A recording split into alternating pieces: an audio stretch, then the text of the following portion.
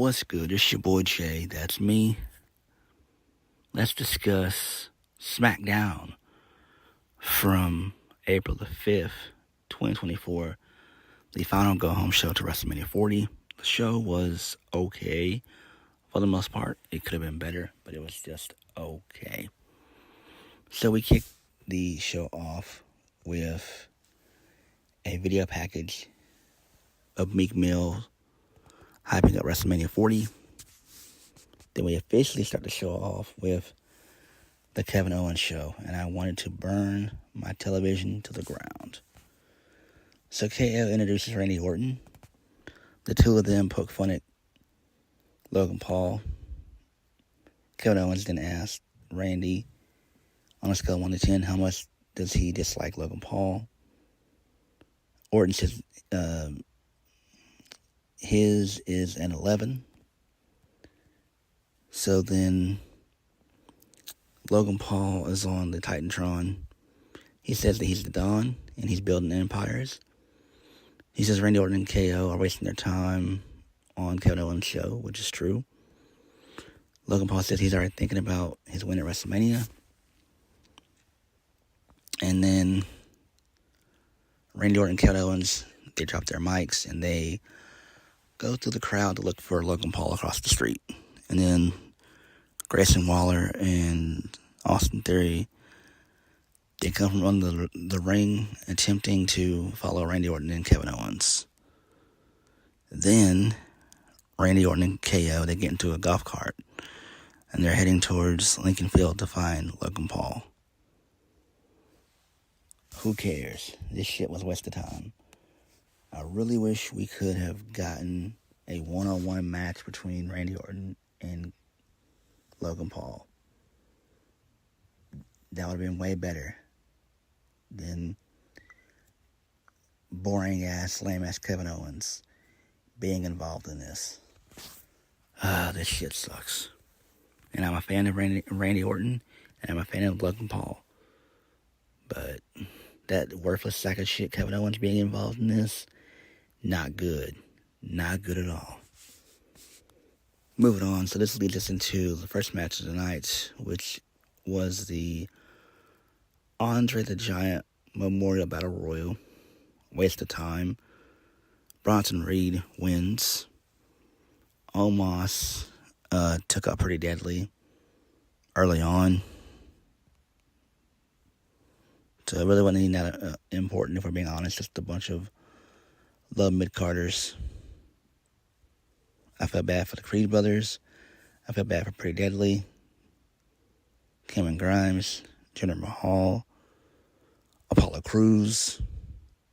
And this year, you can send all those guys back to NXT, if we're being honest. Moving on. So, Karrion Kross and the rest of the Final Testament, they're backstage cutting a promo. Karrion Kross said that for months he's had his eyes focused on Bobby Lashley, saying that he mentioned last year's WrestleMania about how there were no plans for Bobby Lashley,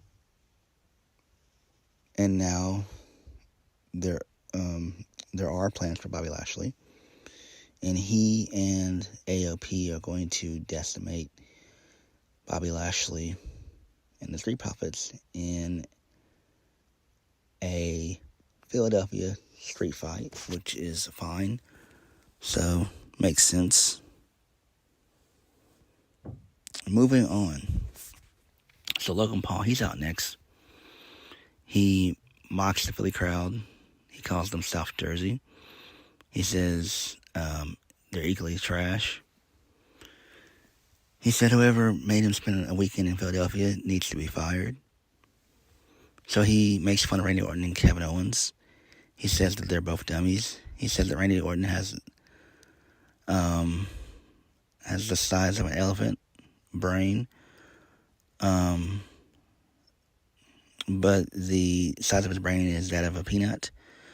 Kevin Owens is using all his brain power to think about how he can digest his last meal. was probably consist of roadkill and a tire. And I laughed my ass off at that. I was like, oh, okay, I see you. That was hilarious. That was some good shit. Logan Paul says that he is a strategist. He's playing 40-dimensional chess. He says his associates Grayson Waller and Austin Theory are across the street about to ambush Randy and Kevin Owens. Logan Paul then says that he has eyes. He has his eyes on them, and this beatdown won't be pretty. There's a cameraman on site. So then we cut to Lincoln Financial Field, and then Grayson Waller and Austin Theory, they can't find Randy Orton and Kevin Owens. So basically, they're inside the arena. They come through the crowd or whatever, and Logan Paul eats a stunner as well as an RKO. This shit sucked. I feel bad for Logan Paul. Hopefully he wins. He needs to win. Again, Kevin Owens fucking sucks.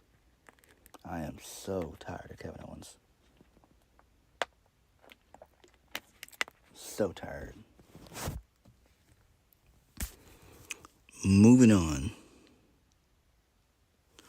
So Dragon Lee gets attacked backstage by Santos and the rest of Legado del Fantasma. So Carlito is checking he's checking on Dragon Lee. I was about to say Andrade, but he's checking on Dragon Lee. So in comes Zelina Vega, Nick Aldis, and Rey Mysterio. Moving on, so this leads us into Zelina Vega versus Elektra Lopez's fine, sexy ass. Elektra Lopez wins via the Elektra Shock, which is just a sit-out powerbomb, which is kind of cool. So then, post-match, Legado, they beat down the LWO, but Andrade comes out to make the save to a nice little pop. He embraces Rey and shakes his hand, and then he hugs Zelina Vega and shakes her hand. So that was pretty cool. I dug that. So Andrade being a babyface makes perfect sense. Very good stuff here. Very good stuff. I like this. Moving on. So Bianca Belair and Naomi, they're out next. Bianca says she had the longest history with Damage Control ever since they stepped the ring with her 2 years ago at SummerSlam.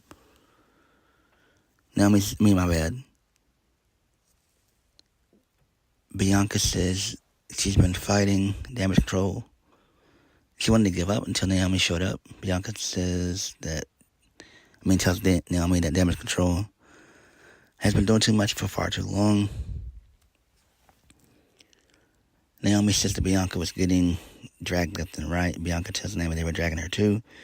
Naomi says that regardless, they're going to WrestleMania. They pointed a sign. Naomi said they needed each other.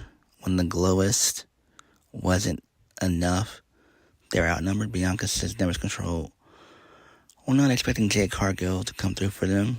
So then Jade Cargill comes out. She stands between Bianca and Naomi. She thanks both of them. She says Damage Control gave her the best opportunity in the grand stage to show the WWE Universe what Jade Cargill is all about. And with the EST and the glow, the big three are going to show why there's no Damage Control. Jade Cargill then tells Damage Control that they're now in the eye of the storm. So this is great. I like this. Again, we all know that Bianca and Naomi are going to do 90% of the legwork. So Jade's going to come in and do her 10%, which is fine. Again, I kind of wish that Jade could have had a singles match against Nia Jax. I think that would have been kind of cool. I really do. I think she would have done well. Maybe give them 12 minutes. I think that would be more than enough time to have a decent little match. But this should be good. So we'll see how it goes. Moving on. So Jey Uso, he's backstage. He cuts a promo talking about his match against Sikoa and his match against Jimmy at WrestleMania. How he's going to take care of both of them. So that was good. Moving on. So Andrade, he's backstage with Rey Mysterio and Zelina Vega.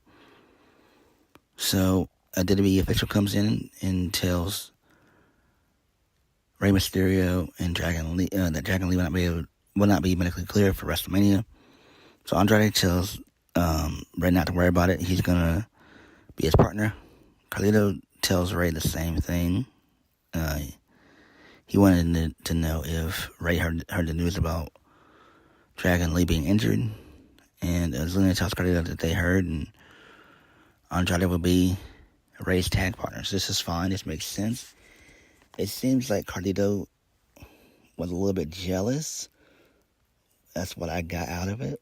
So there could be a small possibility where Carlito might turn heel and join Legado. That could happen. That very well could happen. It happened with Santos Escobar. The same thing could happen with Carlito. I don't know. Makes sense. We'll see. But a heel Carlito would be great. That would kick major ass. I would love that shit. Would love it. Next, what I did not love. Fuck Tyler Bate and Pete Dunne. Fuck the New Cats Republic. They defeated A-Town Down Under. They defeated Grayson Waller and Austin Theory. Poor Austin Theory, poor Grayson Waller. Post-match, thankfully, the Judgment Day came down and they beat the shit out of the the New Catch Republic and Austin Theory and Grayson Waller. So, makes sense. I hope Grayson Waller and Austin Theory become tag team champions. Moving on. So we got a really good video package dealing with Bayley's history with damage control. So that was great. I enjoyed that. Really good stuff. Next. So LA Knight, he comes out. He gets on the mic and says he's feeling fresh walking in with a man that calls himself the Phenomenal One. LA Knight says that he does think AJ is phenomenal. He thinks that he's phenomenal at not showing up and running away. And on Sunday, he'll be phenomenal getting stomped out by the man they call the Megastar. LA Knight says there's no more time for running. There's only time for crying. LA Knight tells him that ever since AJ came back, that's all he's done is cry about him, when he should be thanking him, because he makes AJ interesting and he'll give people plenty to talk about on Sunday, and everyone will know whose game is it. With everybody saying, L.A. Knight, yeah! So this was great. I enjoyed this. Kind of fun. Pretty good stuff. Can't wait for that match. It's going to be interesting to see where they go. Again, this needs to be a feud and not a one and done, if we're being honest. Hopefully they can get this to last until SummerSlam. If not, Money in the Bank is just as good. So this feud needs to end either at Money in the Bank or SummerSlam. Either or I'm fine with. So either way they go, I'm fine with. But this needs to be a feud and not a one and done. No. That's not how it should end. Moving on. So Bobby Lashley and the Street Profits, they're pissed off. So B-Fab, she cut a promo and says that all that's happened is that the Final Testament keeps attacking them over and over again. However, she says they'll finish them at WrestleMania. So this is fine. But why didn't Montez Ford take the ropes on this? B-Fab did a good job, but it would have been better if Montez Ford would have been the person to kind of do the promo, in my opinion. I mean, B-Fab being there is okay, but, like, it just doesn't make any sense. I don't know. Match should be fun, though. Main event, Jey Uso versus Solo Sikoa.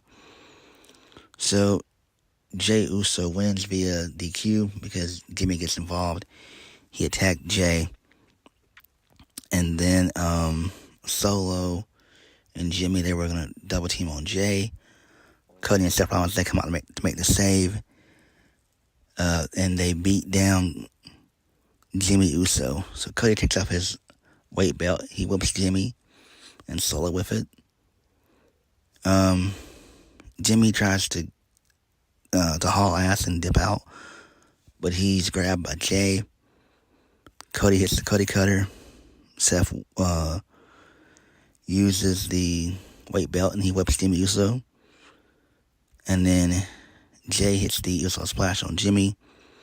And then Cody gets on the mic and says, 40 years of WrestleMania.